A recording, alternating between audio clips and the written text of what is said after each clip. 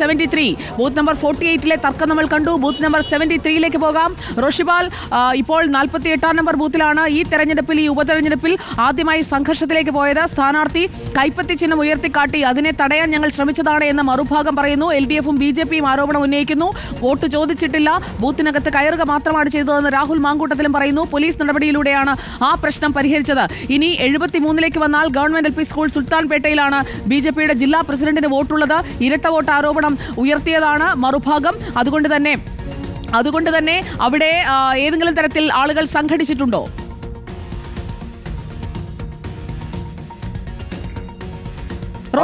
തെരഞ്ഞെടുപ്പിന്റെ അവസാന മണിക്കൂറുകളാണ്, അവസാന നിമിഷം എന്ന് പറയാം. ഈ ഘട്ടത്തിൽ ഇവിടെ തൊട്ടടുത്തുള്ള തത്വമസി കാണുന്ന ആ ക്ഷേത്രമാണ്. അതിന്റെ പിറകിലാണ് BJP ജില്ലാ കമ്മിറ്റി ഓഫീസ്. അവിടെയാണ് BJP ജില്ലാ അധ്യക്ഷന്റെ വോട്ട് ചേർത്തത്. ഞാൻ ഈ നിൽക്കുന്നത് ഈ പോളിംഗ് ബൂത്തിലാണ്. BJP ജില്ലാ അധ്യക്ഷൻ വോട്ട് ചെയ്യേണ്ട ഗവൺമെന്റ് LP സ്കൂൾ സുൽത്താൻപേട്ട. ഇവിടെ നമുക്ക് ദൃശ്യങ്ങളിൽ പോലീസിനെ കാണാം. ഒരു ഭാഗത്ത് പോലീസുണ്ട്. കാരണം നേരത്തെ തന്നെ ഈ വിഷയത്തിൽ ആരോപണങ്ങൾ കോൺഗ്രസും CPM-ഉം ഉന്നയിച്ചിരുന്നു. ഏതെങ്കിലും തരത്തിൽ ഈ ഇരട്ട വോട്ടാണ് ഈ ഹരിദാസൻ BJP ജില്ലാ പ്രസിഡന്റായി പട്ടികയിലെത്തിയിരിക്കുന്നത്. ആ വോട്ട് ചെയ്യാൻ ഹരിദാസൻ എത്തിയാൽ നിയമപ്രകാരം തടയുമെന്നാണ്. പക്ഷെ അതിനപ്പുറത്തേക്ക് ഇവിടെ കോൺഗ്രസിന്റെ പ്രവർത്തകർ സംഘടിച്ചിട്ടുണ്ട്. പാലക്കാട് MP ഉൾപ്പെടെയുള്ള നേതാക്കളൊക്കെ ഉണ്ട്. VK ശ്രീകണ്ഠനുണ്ട്. അപ്പോൾ നമുക്ക് എന്താണ് ഈ കാര്യത്തിൽ നിലപാട് എന്ന് അറിയേണ്ടതുണ്ട്. BJP ജില്ലാ അധ്യക്ഷൻ വോട്ട് ചെയ്യാൻ വന്നാൽ കോൺഗ്രസ് തീർത്തും തടയുമോ? കോൺഗ്രസ് നേതൃത്വം തടയാൻ വന്നതല്ല. സത്യത്തിൽ നിയമവിരുദ്ധമായി ഇദ്ദേഹം വോട്ട് ചെയ്യുന്നത് നിയമപരമായിട്ട് ഞങ്ങൾ ചലഞ്ച് ചെയ്യും. ഞങ്ങളുടെ പോളിംഗ് ഏജന്റ് അതിൻ്റെ അകത്തുണ്ട്. അനാവശ്യമായ സംഘർഷാവസ്ഥ ഉണ്ടാക്കാൻ BJP ശ്രമിച്ചാൽ അത് കൈയും കെട്ടി നോക്കിയിരിക്കില്ല. അതുകൊണ്ടാണ് ഞങ്ങളിവിടെ നിലയുറപ്പിച്ചിരിക്കുന്നത്. വോട്ടെടുപ്പിന്റെ അവസാന സമയമാണ്. വെണ്ണക്കരയിൽ കുഴപ്പമാണ്. ഇവിടെ അത് സമാനമായ സാഹചര്യത്തിലേക്കാണ് പോകുന്നത്. ഒരു കുഴപ്പമുണ്ടാകാതെ സമാധാനപരമായിട്ട് ഇലക്ഷൻ നടത്തണമെന്നാണ് ഞങ്ങൾ ആഗ്രഹിക്കുന്നത്. അവിടേക്ക് കാൻഡിഡേറ്റിന് പോകാം. ആ വെണ്ണക്കരയിലെ പോളിംഗ് ബൂത്തിലേക്ക് ചെന്ന രാഹുൽ മാങ്കൂട്ടത്തിനെ തടയാൻ ആർക്കാണ് അധികാരം? ഇന്ത്യ തെരഞ്ഞെടുപ്പ് കമ്മീഷന്റെ നിയമവും ചട്ടവും പ്രകാരം സ്ഥാനാർത്ഥിക്കും അദ്ദേഹത്തിന്റെ കൂടെയുള്ള ചീഫ് ഇലക്ഷൻ ഏജന്റിനും പോളിംഗ് ബൂത്തിനകത്ത് പ്രവേശിക്കാം, അവിടെ കാര്യങ്ങൾ അന്വേഷിക്കാം. അതിനകത്ത് വോട്ട് പിടിക്കാൻ പാടില്ലെന്നേ ഉള്ളൂ. അദ്ദേഹം ജനാധിപത്യപരമായ രീതിയിൽ നിയമപരമായി പോയതിനെ ആണ് അവിടെ എതിർക്കുന്നത്, തടയുന്നത്. പരാജയ ഭീതി പൂണ്ട CPM-ഉം BJP-യും ഒത്തുകളിക്കുകയാണ്. ഈ വോട്ടർ പട്ടികയിൽ പേരുള്ള BJP ജില്ലാ അധ്യക്ഷന് വോട്ട് ചെയ്യാൻ അവകാശമുണ്ടല്ലോ. സ്വാഭാവികമായി അത് തടയുന്നത് തെറ്റല്ലേ? തീർച്ചയായിട്ടും ഞങ്ങൾ നിയമപരമായ കാര്യങ്ങളെ പറഞ്ഞിട്ടുള്ളൂ. അദ്ദേഹത്തിന് ഇരട്ട വോട്ടുണ്ടെന്നുള്ള പരാതി ഞങ്ങൾ രേഖാമൂലം ഇലക്ഷൻ കമ്മീഷൻ കൊടുത്തിട്ടുണ്ട്. 5 മാസം മുമ്പ് പട്ടാമ്പിയിലെ കൊപ്പത്തെ അദ്ദേഹത്തിൻ്റെ വീട്ടിൽ ഫാമിലിയോടൊപ്പമുള്ള പേര് അതുപയോഗിച്ച് അദ്ദേഹം പോലീസ് സ്റ്റേഷനിൽ വോട്ട് ചെയ്താണ്. 5 മാസം മുമ്പ് വോട്ട് ചെയ്ത് പട്ടാമ്പിയിൽ. എങ്ങനെയാണ് എപ്പോഴാണ് അവിടേക്ക് താമസം മാറ്റുക? 6 മാസം വേണം ചുരുങ്ങിയത് ഇവിടെ താമസം.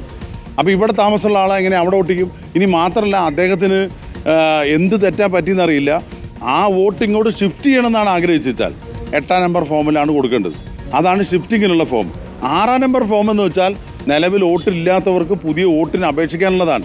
ഇദ്ദേഹം അപേക്ഷിച്ചിരിക്കുന്നത് 6-ാം നമ്പർ ഫോമിലാണ്. അപ്പോൾ അറിഞ്ഞുകൊണ്ട് നിയമവിരുദ്ധമായി വ്യാജമായി വോട്ട് ചേർത്ത് 2 ഐഡന്റിറ്റി കാർഡ് കൈവശം വെച്ചു എന്നാണ് ഞങ്ങൾ കൊടുത്തിട്ടുള്ള പരാതി.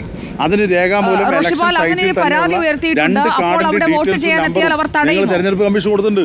തെരഞ്ഞെടുപ്പ് നിയമപ്രകാരം, ജനപ്രാതിനിധ്യ നിയമപ്രകാരം, 31-ാം വകുപ്പ് പ്രകാരം ഈ 2 ID കാർഡ് സമ്പാദിച്ചാൽ 1 കൊല്ലം വരെയാണ് കഠിന തടവ്. ശിക്ഷ വേറെയാണ്, ഫൈൻ വേറെയാണ്.